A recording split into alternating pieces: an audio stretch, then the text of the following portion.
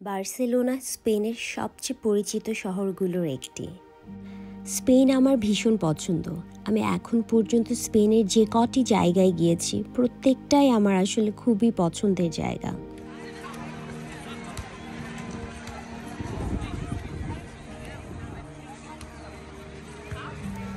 আমি পৃথিবীর অনেক বিচ দেখেছি, কিন্তু আমার কাছে বার্সেলোনার বিচটা অনেক লাইভলি মনে হয়েছে। এখানে একটা ফ্যামিলি এনভায়রনমেন্ট আছে। যারা বার্সেলোনার লোকাল ওরাও এখানে এসে গল্প করে, আড্ডা দেয়, সময় কাটায়।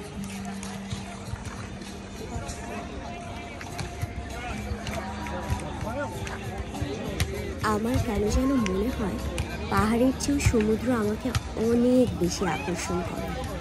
এর জন্য একটু সময় পেলেই চেষ্টা করি সমুদ্রের কাছাকাছি চলে যেতে।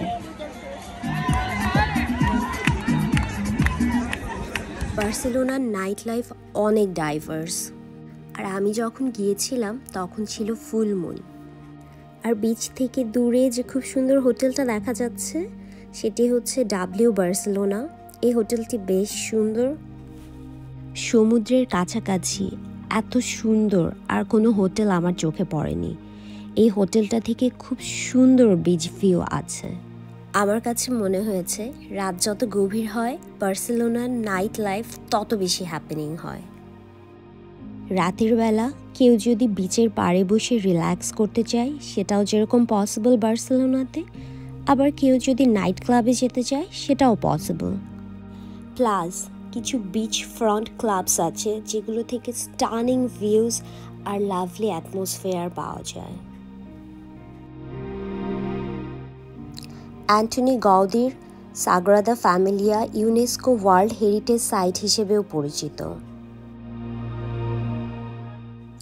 এটা আসলে বার্সেলোনার রিচ কালচারাল হেরিটেজ এবং আর্কিটেকচারাল ব্রিলিয়েন্সকেও রিপ্রেজেন্ট করে। অ্যান্টনি গাউদি একজন রিনাউন্ড স্প্যানিশ আর্কিটেক্ট। পুরো শহর জুড়ে ওনার স্থাপনাগুলোই দেখার জন্য পৃথিবীর বিভিন্ন দেশ থেকে পর্যটকরা আসে। কাসা বাতলো অ্যান্টনি গাউদির আরেকটা পপুলার ট্যুরিস্ট অ্যাট্রাকশন। এই বিল্ডিংটাকে হাউস অফ বোনসও বলা হয়। গাউদির এই এক্সট্রাঅর্ডিনারি ডিজাইন আর ক্রিয়েটিভিটি দেখার জন্যই প্রতি বছর পৃথিবীর বিভিন্ন প্রান্ত থেকে এত পর্যটক আসে বার্সেলোনাতে।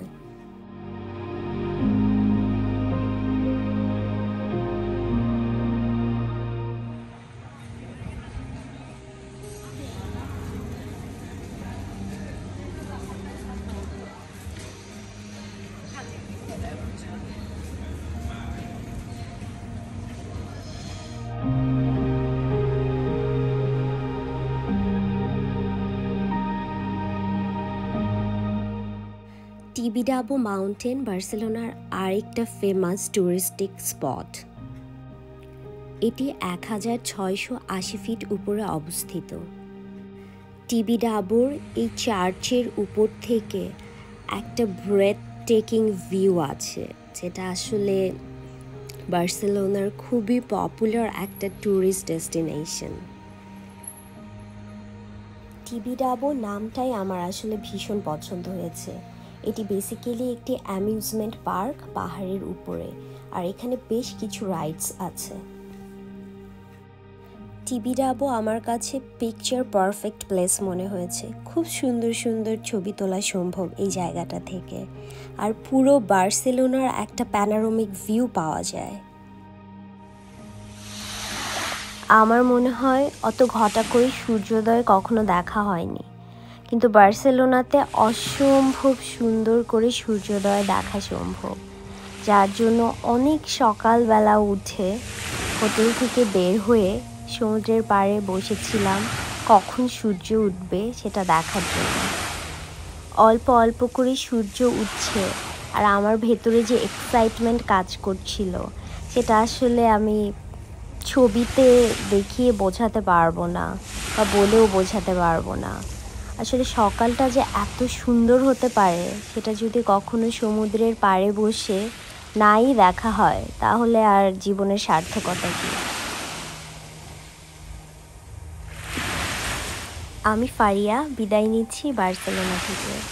আবার দেখা হবে অন্য কোনো একটি ব্লগে, অন্য কোনো জায়গা থেকে। সেই পর্যন্ত সবাই ভালো থাকবেন, সুস্থ থাকবেন।